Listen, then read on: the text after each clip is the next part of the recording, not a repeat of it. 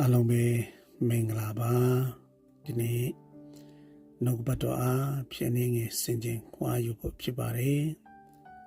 သုတ်တံအခန်းကြီး၄အငယ်23နှလုံးဒီအသက်အချိန်မြင့်ဖြစ်သောကြောင့်သင်၏နှလုံးကိုအထူးသဖြင့်စောင့်ရှောက်လော့နှုတ်ကပတ်တော်အားဖြင့်ရောက်ချင်းစီတိုင်းပေါ်ဖျားရှင်ကောင်းကြီးပေးပါစေဒီနေ့နှလုံးကအသက်အချိန်မြင့်ဖြစ်တယ်လို့ပြောပါတယ်ကျွန်တော်တို့ဒီနေ့တင့်ရဲ့နှလုံးကင်းဆောင်တဲ့သူကဘယ်သူလဲဆိုတော့ကိုကျွန်တော်ဒီနေ့ပြန်လဲစမ်းစစ်ဖို့ဖြစ်ပါတယ်ကျွန်တော်ဒီနေ့ယုံကြည်သူအသက်တာထဲမှာဘာကြောင့်ကျွန်တော်ဒီနေ့အပြောဆိုတွေမမှန်ကန်တာလဲကျွန်တော်ဘာကြောင့်အတွေးခေါ်တယ်မမှန်ကန်တာလဲဘာကြောင့်ကျွန်တော်စဉ်းစားနေတဲ့အရာတွေမမှန်တာလဲလို့မေးရင်ကျွန်တော်ရဲ့အသက်အချိန်မြင့်ဖြစ်သောနှလုံးကိုစောင့်ရှောက်တဲ့သူကျွန်တော်ရဲ့နှလုံးထဲမှာရှိတဲ့အရာကမှားနေလို့ဖြစ်တယ်ဒါကြောင့်ကျွန်တော်ရဲ့နှလုံးကိုဂိမ်းဆောင်ဖို့ရန်အတွက်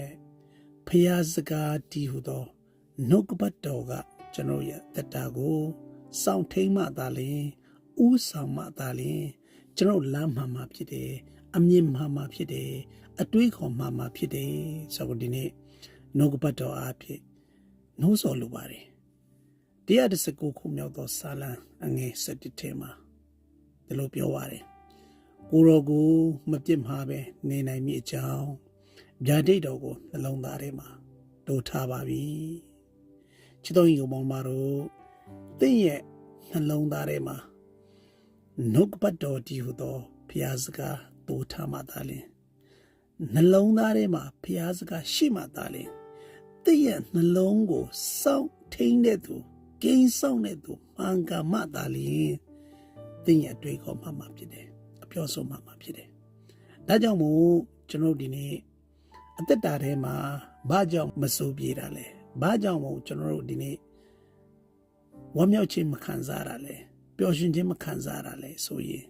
ကျွန်တော်ရဲ့နှလုံးသားစောင့်ထိန်တဲ့သူမှားနေလို့ဖြစ်တယ်ဘာကြောင့်လဲလို့မေးရင်ကျွန်တော်ဒီနေ့လောကအရာကကျွန်တော်ကိုဥဆောင်နေတယ်ကျွန်တော်တက်မဲ့ခြင်းကကျွန်တော်ဥဆောင်နေတယ်ကျွန်တော်စီးစိမ်ဥစားကကုံပကာသနာကကျွန်တော်ကိုဥဆောင်နေတယ်ကျွန်တော်ဒီလောကရဲ့အရာတွေနဲ့ပဲကျွန်တော်ရဲ့နှလုံးကိုဥဆောင်နေတဲ့အခါမှာကျွန်တော်ကအတွေးခေါ်မှားနေတာဖြစ်တယ်အပြောဆိုမှားနေတာဖြစ်ဒါကြောင့်မို့ကျွန်တော်ရဲ့အသက်တာဟာနှုတ်ကပတ်တော်ကစောင့်ထိန်မှသာလျှင်ကျွန်တော်မှန်ကန်တဲ့အတွေးခေါ်နဲ့တွေးခေါ်ပြီးတော့မှနှိမ်ချသောအသက်တာနဲ့အသက်ရှင်နိုင်မှာဖြစ်တယ်ဆိုတော့ဒီနေ့ပြန်လဲပြီးတော့မှနှိုးဆော်လိုပါတယ်ဒါကြောင့်52ခုမြောက်သောစာလငယ်30ထဲမှာဒီလိုပြောပါတယ်။ဟောပြခင်အကျွန်ုပ်အထင်၌စင်ကြယ်သောနှလုံးကိုဖန်ဆင်းတော်မူပါ။ငြင်းမြန်တည်ကြည်သောသဘောအသစ်ကိုပြုပြင်တော်မူပါလို့ပြောပါတယ်စာလဆရာက။ဒါကြောင့်ကျွန်တော်ရဲ့အသက်တာမှာကျွန်တော်ရဲ့မမှန်ကန်တဲ့အတွေးခေါ်တွေအပြောဆိုတွေမမှန်ကန်တဲ့ကျွန်တော်စဉ်းစားတွေးခေါ်နေတဲ့အမှုရာအလုံးကိုမှန်ကန်စေနိုင်ဖို့ရာအတွက်ကျွန်တော်ရဲ့နှလုံးကိုအသက်ဖျားခင်ကပေးမှသာလေကျွန်တော်ရဲ့အတွေးကိုမှန်ကန်လာမယ်ဆိုတော့ကျွန်တော်ဒီနေ့ဆလန်ဆရာကပြောတာဖြစ်ပါတယ်ဒါကြောင့်ငြိမ်းမြန်တည်ကြည်သောသဘောအသစ်ကိုပြုပြင်တော်မူပါတဲ့စင်ကြယ်သောနှလုံးကိုဖန်ဆင်းတော်မူပါတဲ့ဒါကြောင့်မို့ကျွန်တော်ရဲ့အသက်တာမှာဒီအရာကကျွန်တော်ရဲ့အသက်တာမှာဝမ်းမြောက်ခြင်းဘာကြောင့်မခံစားတော့တာလဲကျွန်တော်ရဲ့အတွေးခေါ်ဘာကြောင့်မမှန်ကန်တော့တာလဲဆိုတဲ့အရာကိုကျွန်တော်သိမှသာလျှင်ဘုရားခင်ပြုပြင်နိုင်တယ်ဆိုတဲ့အရာကိုနောက်တဆင့်သွားနိုင်မှာဖြစ်တယ်ဒါကြောင့်ကျွန်တော်ဒီနေ့ဘုရားကပြုပြင်ဖို့လိုအပ်တယ်ကျွန်တော်ရဲ့အသက်တာထဲမှာပြောင်းလဲဖို့လိုသေးတယ်ဒီအရာတွေကလိုအပ်တယ်ဆိုမှသာလျှင်ကျွန်တော်ကဒီအရာကိုသိမှသာလျှင်ဘုရားခင်ကကျွန်တော်ရဲ့အသက်တာထဲမှာအလုပ်လုပ်ပြီးတော့မှထူးခြားခြင်းကိုရမှာဖြစ်တယ်ဆိုတော့ကျွန်တော်ဒီနေ့သိထားဖို့လိုပါတယ် ဒါကြောင့်ကျွန်တော်ရဲ့အသက်တာဟာဖျားဖြစ်စေလိုတဲ့ပုံစံအတိုင်းအသက်ရှင်နိုင်ဖို့ရအတွက်ဖျားစကားကကျွန်တော်ကိုပြုတ်ပြမှသာလင်ဖျားကဥဆောင်မှသာလင်ကျွန်တော်ရဲ့အသက်တာကိုထူးခြားပြီးတော့မှကျွန်တော်ဒီနေ့အသက်တာမှာပြောင်းလဲခြင်းအဖြစ်နဲ့ကျွန်တော်ရရှိခံစားမှာဖြစ်တယ်ဆိုတော့နှိုးဆော်လိုပါတယ်ကျွန်တော်ရဲ့အသက်တာမှာကျွန်တော်ဒီနေ့ကေတင်ချင်းတော့ရပြီးပြီဒါပေမဲ့ကျွန်တော်ရဲ့အသက်တာထဲမှာမပြောင်းလဲသေးတဲ့အရာတွေမြောက်များ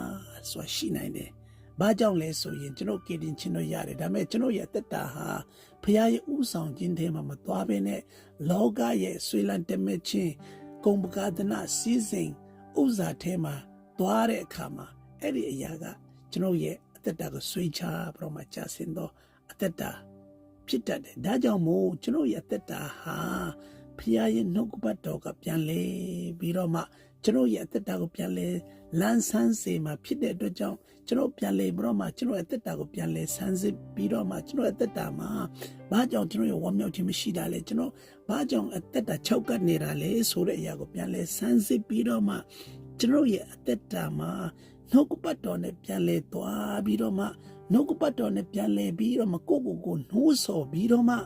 နေ့ရက်စဉ်တိုင်းမှာကျွန်တော်ရဲ့အသက်တာမှာဖခင်ကပဲလှုပ်ပေးနိုင်တယ်ဆိုတဲ့အရာကိုကျွန်တော်တို့သိပြီးတော့မှပြန်လဲမျက်မှောက်တော်ထဲမှာတုံးဝန်းအားပေးလိုပါတယ်ထို့မှသာလျှင်ကျွန်တော်ရဲ့အသက်တာတွေပြန်လဲလန်းဆန်းပြီးတော့မှပြန်လဲဝမ်းမြောက်ခြင်းခံစားပြီးတော့မှကျွန်တော်နှုတ်ပတ်တော်အားဖြင့်ကျွန်တော်ရဲ့အသက်တာကိုပြန်လဲပြီးတော့မှနှုတ်ပတ်တော်ကလွတ်မွန်းလာတဲ့အခါမှာသက်တာမှာဝမ်းမြောက်ခြင်းရှိလာမယ်ဆိုပြခြင်းရှိလာမယ်အမြင်မှန်လာမယ်ကျွန်တော်ရဲ့အသက်တာစောင့်ထိန်တဲ့သူကိန်းဆောင်တဲ့သူမှန်ကန်လာတဲ့အခါမှာကျွန်တော်ရဲ့အတွေ့အမြင်ဒီအပြောဆိုတွေမှန်ကန်လာမယ်ဆိုတော့ဒီနေ့နှုတ်ပတ်တော်အားဖြင့်နေငယ်နှိုးဆော်လိုပါတယ်ရောက်ချင်းစီတိုင်းပေါ်ဖျားရှင်ကောင်းကြီးပေးပါစေ